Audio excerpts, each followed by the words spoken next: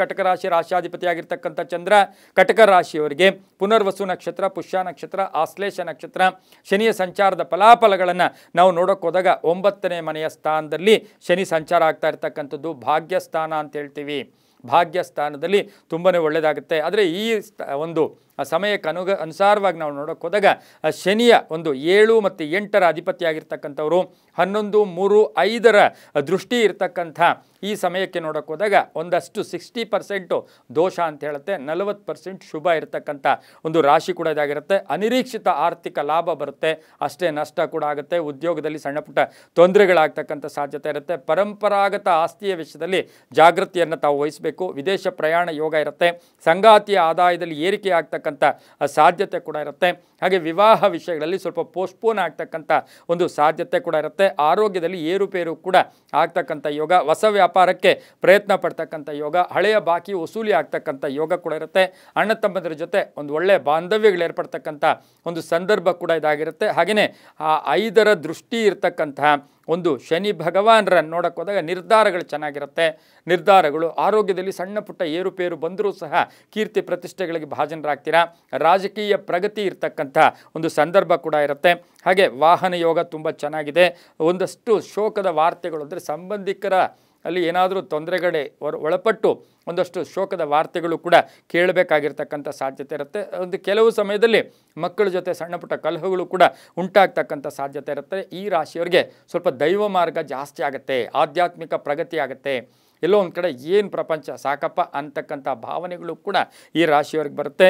ಹಾಗೆ ವಿಮಾನ ಪ್ರಯಾಣಗಳು ಕೂಡ ಕೆಲವೊಮ್ಮೆ ಇವರಿಗೆ ಇತ್ತೀಚೆಗಂತೂ ಅದು ಸಾಧಾರಣ ಆಗಿದೆ, ಆದರೆ ಇವರಿಗೆ ಸ್ವಲ್ಪ ಜಾಸ್ತಿ ಇರತಕ್ಕಂಥ ಒಂದು ಸಂದರ್ಭ ಕೂಡ ಇದಾಗಿರುತ್ತೆ. ಹಾಗೆಯೇ ಈ ರಾಶಿಯ ಮಹಿಳೆಯರಿಗೆ ಉದ್ಯೋಗ ಅಥವಾ ಹೊಸ ವ್ಯಾಪಾರಕ್ಕೆ ಪ್ರಯತ್ನ ಪಡ್ತೀರಾ. ತಂದೆಯ ಬಗ್ಗೆ ಹೆಚ್ಚು ಗಮನವನ್ನು ಕೂಡ ಈ ರಾಶಿಯವರು ಕೊಡ್ತೀರಾ. ಪ್ರೇಮ ವ್ಯವಹಾರಗಳಿಗೆ ಮನ್ನಣೆ ಸಿಗ್ತಕ್ಕಂಥ ಸಂದರ್ಭ ಕೂಡ ಇದಾಗಿರುತ್ತೆ.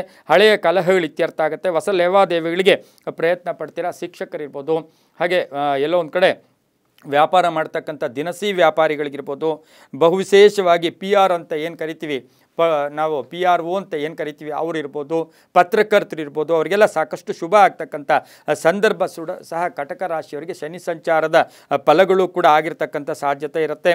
ಹಾಗೆಯೇ ಈ ರಾಶಿಯ ಫೈನಾನ್ಸ್ ಸೆಕ್ಟರ್ ಅಂದರೆ ಹಣಕಾಸಿನ ವ್ಯವಹಾರಗಳು ಮಾಡ್ತಕ್ಕಂಥವ್ರು ಬಹಳಷ್ಟು ಜಾಗೃತಿಯಾಗಿದ್ದಿದ್ದೆ ಆದರೆ ತುಂಬಾ ಒಳ್ಳೆಯದಾಗ್ತಕ್ಕಂಥ ಯೋಗ ಕೂಡ ಇರುತ್ತೆ. ಪ್ರತಿನಿತ್ಯವೂ ಸಹ ಈ ರಾಶಿಯವರಿಗೆ ಸ್ವಲ್ಪ 60% ಟೆನ್ಷನ್ ಇರೋದ್ರಿಂದ, ಹಾಗೆಯೇ ಗುರುಬಲ ಬೇರೆ ಹೊರಟೋಗ್ತಾ ಇರೋದ್ರಿಂದ ದಕ್ಷಿಣಾಮೂರ್ತಿಯ ಸ್ತೋತ್ರವನ್ನು ಮಾಡ್ಕೊಳ್ಳೋದು, ಹಾಗೆ ಗುರುಗಳ ಸ್ತೋತ್ರ ಮಾಡ್ಕೊಳ್ಳೋದು, ಹಾಗೆ ದಕ್ಷಿಣಾಮೂರ್ತಿಯ ಓಂ ಶ್ರೀ ದಕ್ಷಿಣಾಮೂರ್ತಯೇ ನಮಃ ಈ ಮಂತ್ರ ಹೇಳ್ಕೊಂಡ್ರೂ ಆಗುತ್ತೆ. ಓಂ ನಮೋ ಭಗವತೆ ದಕ್ಷಿಣಾಮೂರ್ತಯೇ ಮಹ್ಯಂ ಮೇಧಾಂ ಪ್ರಜ್ಞಾಂ ಪ್ರಯಚ್ಛ ಸ್ವಾಹ ಈ ಮಂತ್ರ ಹೇಳ್ಕೊಬೋದು.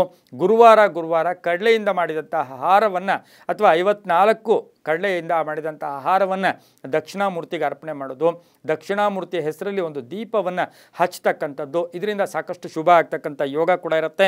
ಹಾಗೆ ಈ ರಾಶಿಯವರು ಸಾಧ್ಯವಾದಷ್ಟು ವೃದ್ಧರ ಆರೈಕೆ ಮಾಡ್ಕೊಳ್ಳೋದು, ವೃದ್ಧರಿಗೆ ಏನಾದರೂ ವಸ್ತ್ರದಾನ ಮಾಡ್ತಕ್ಕಂಥದ್ದು, ವೃದ್ಧರಿಗೆ ಆಹಾರವನ್ನು ಕೊಡ್ತಕ್ಕಂಥದ್ದು, ಒಂದು ಕಪ್ಪು ಚಪ್ಪಲಿಯ ದಾನ ಮಾಡ್ತಕ್ಕಂಥದ್ದು ಅಥವಾ ಛತ್ರಿಯನ್ನು ದಾನ ಮಾಡ್ತಕ್ಕಂಥದ್ದು, ಇದನ್ನೆಲ್ಲ ಮಾಡ್ಕೊಂಡು ಹೋದಾಗ ಸಾಕಷ್ಟು ಶುಭ ಆಗ್ತಕ್ಕಂಥ ಸಾಧ್ಯತೆ ಕೂಡ ಕಟಕ ರಾಶಿಯವರಿಗಿರುತ್ತೆ. ಯಾಕೆಂದರೆ ನವಮ ಸ್ಥಾನದಲ್ಲಿ ಕಟಕ ರಾಶಿಯವರಿಗೆ ಶನಿ ಸಂಚಾರ ಆಗ್ತಾ ಇರ್ತಕ್ಕಂಥದ್ದು ಭಾಗ್ಯಸ್ಥಾನದಲ್ಲಿ ಆದಾಗ ಏನಾಗುತ್ತೆ, ಎಲ್ಲವೂ ಕೈಗೆ ಬಂದ ತುತ್ತು ಬಾಯಿಗೆ ಬರದೇ ಹೋಗ್ತಕ್ಕಂಥದ್ದು, ಸ್ವಲ್ಪ ಅಪವಾದಗಳಿಗೆ ಒಳಗಾಗ್ತಕ್ಕಂಥದ್ದು, ಅನುಮಾನಗಳು ಪಡ್ತಕ್ಕಂಥ ಸಾಧ್ಯತೆ ಕೂಡ ಈ ರಾಶಿಯವರಿಗಿರೋದ್ರಿಂದ ಈ ವರ್ಷದಲ್ಲಿ ಇವರು ಸ್ವಲ್ಪ ಹೆಚ್ಚು ವೃದ್ಧರನ್ನು ಆರೈಕೆ ಮಾಡಿಕೊಂಡ್ರೆ ಅದು ತುಂಬಾ ಒಳ್ಳೆಯದಾಗತ್ತೆ.